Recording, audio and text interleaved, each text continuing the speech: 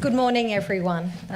Thank you, Uncle Sam, and thank you, Uncle Des, for the warm welcome to country and for channeling the totem and the spirits of our old people to be here with us today.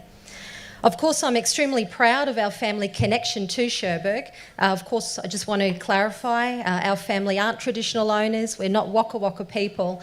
We have various connections to country, but we're immensely proud of our historic connections to the Waka Waka people and to Cherbourg. I notice in the audience today there are many elders, and to continue on with the sentiments of Uncle Sam, I am someone who would not be where I am today without many of you in the audience, for the struggles that you have endured on behalf of the younger generation.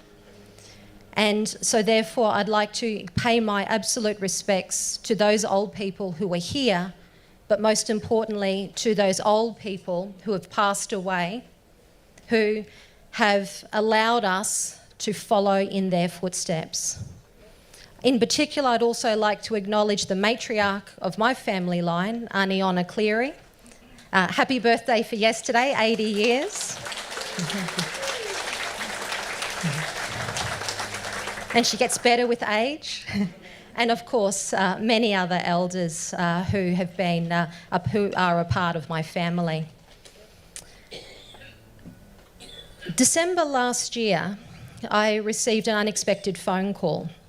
There was an election, and in the aftermath of the election, a decision was made to establish a new department, the Department of Communities, to include disability services. So it meant our Director General, Claire O'Connor, who many of you have established a good working relationship over many years, was asked to head up that department. So consequently, I was asked to act in the role of Director General. The first time in the history of that department that it has been overseen by an Aboriginal or Torres Strait Islander person.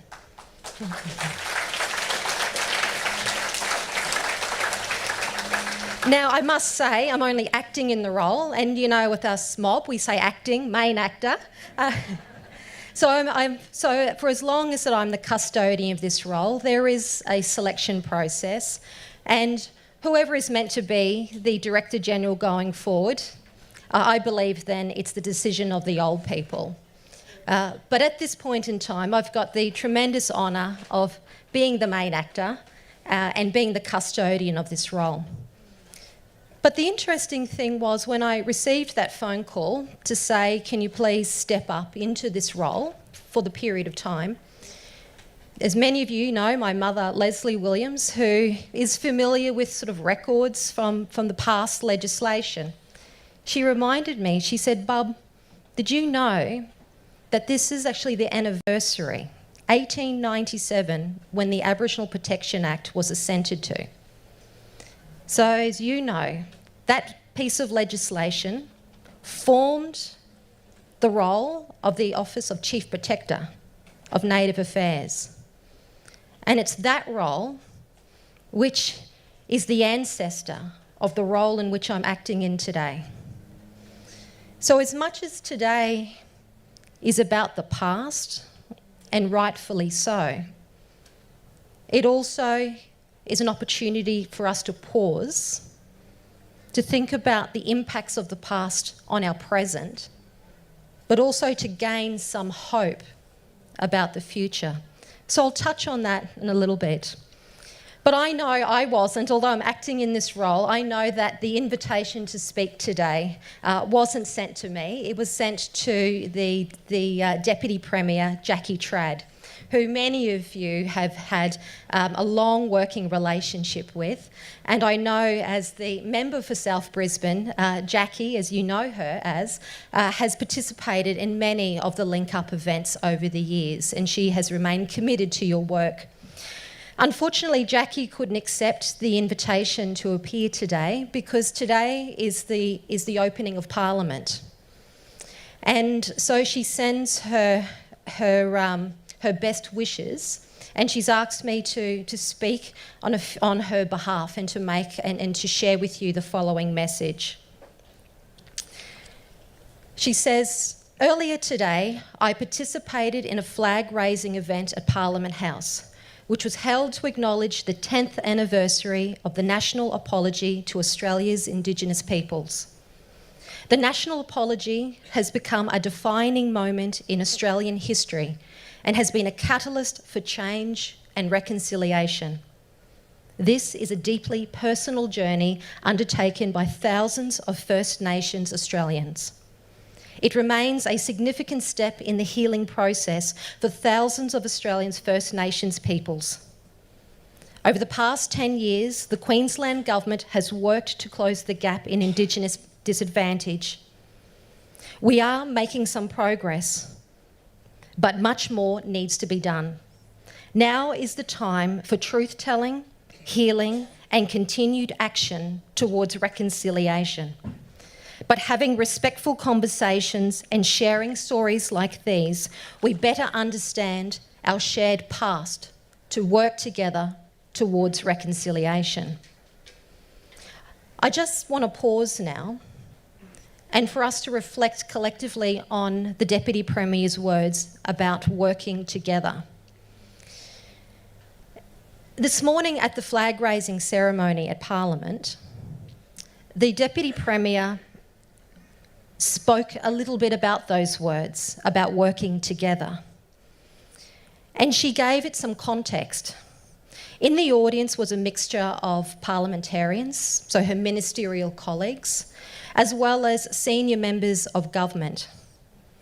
It was there before she raised the flag, both the Australian and Queensland flags, with the assistance of Minister Enoch, the first Aboriginal woman to be elected to Parliament. She raised the Aboriginal flag, and most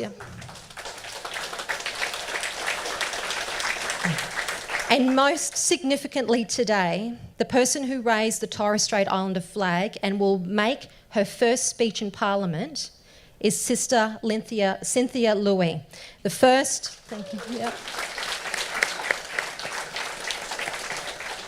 She is the first Torres Strait Islander person, not woman, but person, anywhere in Australia to be elected to a parliament.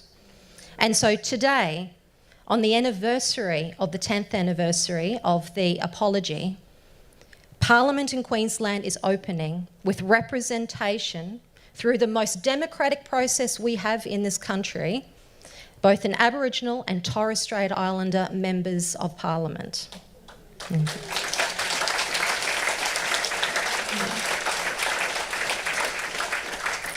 And so it was in front of that audience this morning that the Deputy Premier put the challenge to her parliamentary colleagues and to those of us that work in government. And she says, now is the time to rise. She didn't say that Aboriginal and Torres Strait Islander people need to rise. She was directing it to those of us who work in government and in Parliament. She says, now's the time to rise to a new standard and a new effort. And the most important part of her speech was to rise to support self-determination. So while today, as I opened my speech on behalf of the Deputy Premier, although today is about reflecting on the past, to remind our children, my children, about the significance of today, and to remind us of what were the policies that got us to this point, today equally is about acknowledging that those policies still have a profound impact on our peoples today. But as the Deputy Premier has said in her speech this morning, today also is about the future, about rising to the challenge, about recognising some of the gains we're making, and not to lose sight of the ultimate goal in which we're heading. And as the Deputy Premier has announced, it should be about supporting self-determination.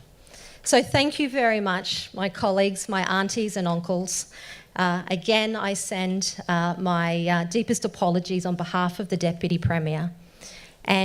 But But ultimately, I'd like to end this speech by saying thank you. Thank you to Link Up. Thank you to Galang Place. Thank you for bringing this issue, which many of our old people have wanted recognition for. Thank you for making that apology happen. Thank you for continuing to make it part of the conversation. And thank you for your continued partnership with the department in which I lead, DATSIP, to ensure that the records that we keep, that were once kept and documented the lives of our people, are now used as a way to help connect our people to their families, to their country. So thank you, Uncle Sam. Thank you, Aunty Pat and your board. And thank you, all of you, for your continued efforts. Thank you.